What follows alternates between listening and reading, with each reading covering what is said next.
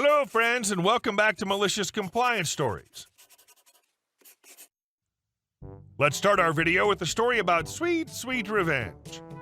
In the early 90s in Perth, Australia, our OP was designated the driver for his younger brother's birthday celebration. After enduring relentless harassment from his drunken passengers, he devised a perfect plan for payback. But before we begin, best way to support our channel is to leave comments, like, and subscribe with the turned-on bell so you don't miss the new video every single day. Here we go. Don't screw with the designated driver. This tale takes place in Perth, Australia in the early 90s. So put on some Pearl Jam and let me take you on a ride. It was my younger brother's birthday, so to celebrate, my brother-in-law and I arranged to take him out to a Chinese restaurant in the city along with some of his friends.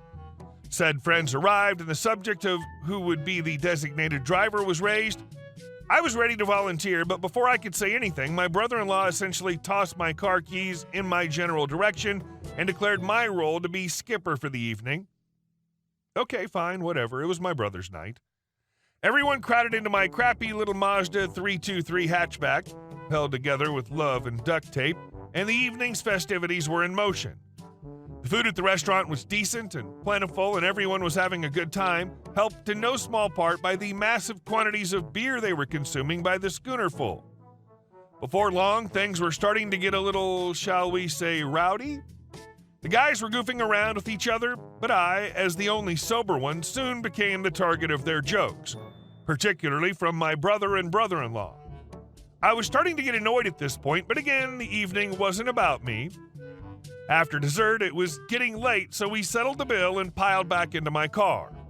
As I drove through the streets of the city center, the guys who were utterly crap-faced at this point decided to amuse themselves with a game of let's shout loudly in the driver's ear. I asked them to keep it down as I was trying to concentrate on the road. A few minutes of verbal harassment ensued, and my knuckles were turning white on the wheel. It was like driving a short bus full of lobotomized howler monkeys. I pulled up to a red light and finally had had enough. I turned around and bellowed, "Just shut up, all right?" There was dead silence for a few moments, and I realized how badly I had effed up. The car exploded with laughter. The next 40 minutes were spent in seething fury as the drunken D-heads kept up a loud and continuous commentary on every aspect of my driving. "Hey, OP, nice effing left turn, effer. Mate, don't crash into that red car." "Hey, who am I?" "Just shut up, all right? Just shut up, all right?" "Woohoo, we're turning right. Right, right, right!" They were utterly relentless. I can't remember ever being so PO'd.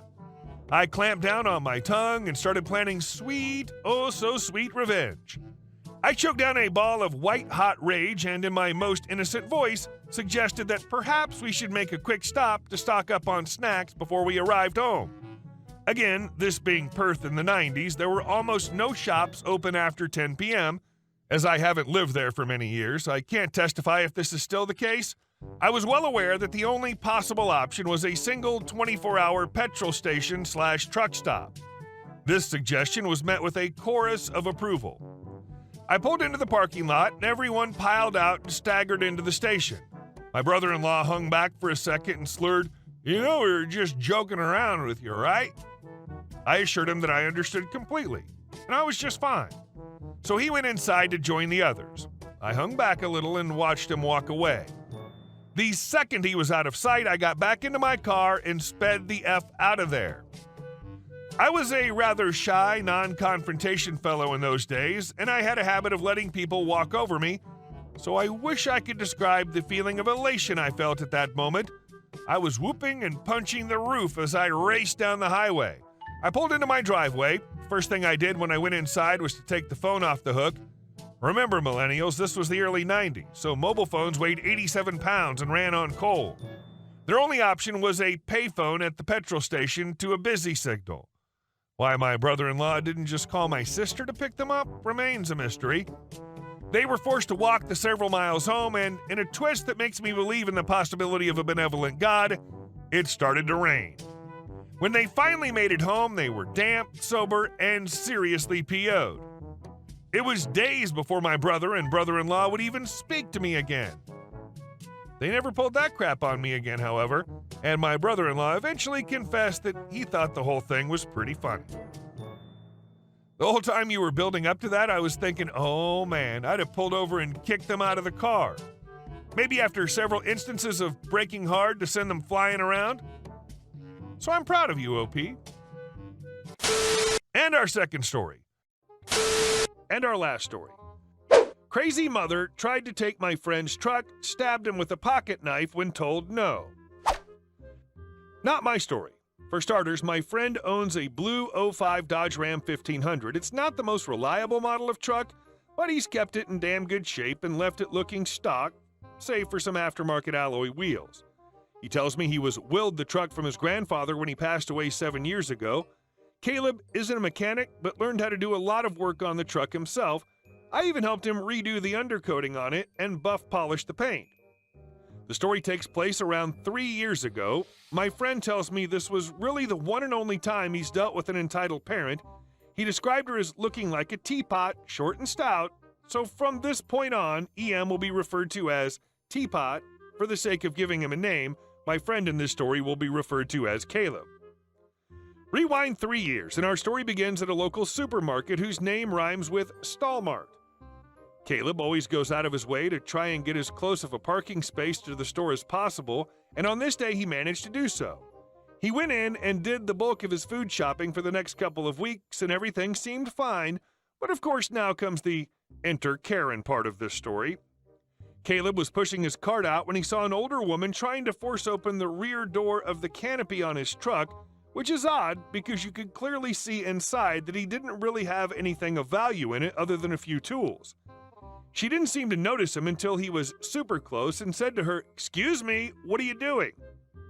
Teapot jumped back like lightning struck, but then quickly started playing the little old lady card.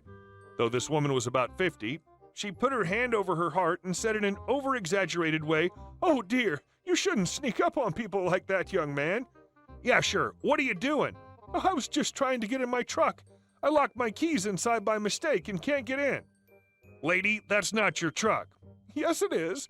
I just got it last year." "Oh, really? Then what model year is it?" "It's, 2010. Just look at how clean and new it looks." "No, lady, it's an 05. I know this because it's my truck."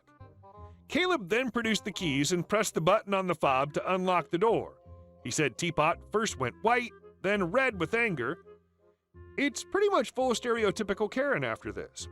Teapot: "Listen here, you little crap. You didn't deserve a truck this nice. It'd be a lot better for someone like my son. He's a local college student, you know, and he needs a nice shiny vehicle like this to get around in." "Are you loopy, lady? My truck isn't for sale, and even if it was, how much would you give me for it?" Teapot started to look smug and pulled a checkbook from her purse. "I can give you $1,500 for it right now." Caleb facepalmed so hard he said he hurt his nose. "Lady, my truck's worth several times that, and I've personally kept up with its maintenance for several years. There's no way in hell I'd take $1,500 for it. Plus, there's no way I'd hand over the title unless I was paid with cash. I don't trust checks." Teapot moved to get up in his face, which was funny because he was a full foot taller than her. She was about to speak when Caleb silenced her with a loud, "Don't even think about it, lady. My truck isn't yours for the taking. It never will be. Now leave me alone so I can unload my groceries in peace and go home." He then did his best to try and ignore Teapot as she began screaming and saying she'd call the police. Caleb then just yelled back, "Call them then," and she actually did. She pulled out an old flip phone and began fake crying while speaking with the person on the other end.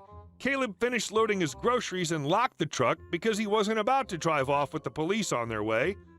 When the police arrived, Teapot actually flopped down on the ground and started fake crying like a baby while flailing her arms and legs around and pointing at Caleb screaming, "He knocked me to the ground and stole my truck. And then he said he'd come back later and hurt my family. Arrest him now." The two police officers that had showed up were an older man with a mustache and a younger one that Caleb said he guessed was a rookie because the younger cop was immediately getting ready to aim his taser when the older one stopped him so they could assess the situation first. Caleb raised both hands and calmly stated that nothing Teapot said was true and that she'd been harassing him since he caught her trying to break into his truck. Teapot, while still having a tantrum on the ground, yelling, "He's lying! Arrest him!" The rookie officer spoke with Teapot while the mustached one spoke with Caleb. Since he was so close to the store, Caleb stated that he bet the security cameras picked up the whole thing. It was at that point that Teapot gave up her act and started screaming like a banshee while running at Caleb with a small pocket knife she'd pulled from her purse. Caleb tried to back away and held his hands up, and the knife went right through his left palm, which he described to me as one of the most painful things he'd ever felt. She pulled the knife out and tried to stab him again when the rookie tackled her to the ground and tased her. Teapot flailed around and started screaming and sobbing like a baby. When she finally stopped moving, the mustached officer cuffed her while the rookie called for an ambulance. Teapot was loaded into the police cruiser, kicking and screaming, "Help! Police brutality! Someone help me!" Caleb was taken to the hospital to tend to the stab wound in his hand. Turns out he was incredibly lucky, as the knife had gone right between the bones and not damaged any tendons. Later in court, Teapot actually tried to plead not guilty, but the evidence against her was overwhelming, and she was charged with attempted murder, attempted grand theft auto, and a few other things. The judge sentenced her to be put in a mental facility because she clearly was not well. As soon as that happened, Teapot flipped out and began trying to charge at the judge, but she was quickly grabbed by the guards and hauled out of the courtroom. Also during the trial, Caleb met Teapot's son. Turns out he'd gone no contact with her as soon as he was old enough to move out, because she was the most controlling and overbearing mother you could imagine. And ever since she'd been trying to show up at his apartment and bring him nice things he suspected she'd stolen just to try to get him to talk to her. Guess she figured Caleb's truck would have gotten her back in her son's good graces or something. This story's getting written now because Caleb decided to check up on Teapot by searching her name online. She's still in the mental facility and found out from her son through social media that she looks to likely be staying there for quite some time to come. New episode on Karen's attack. Hey guys, thank you all for watching the video. I'll see you in the next one.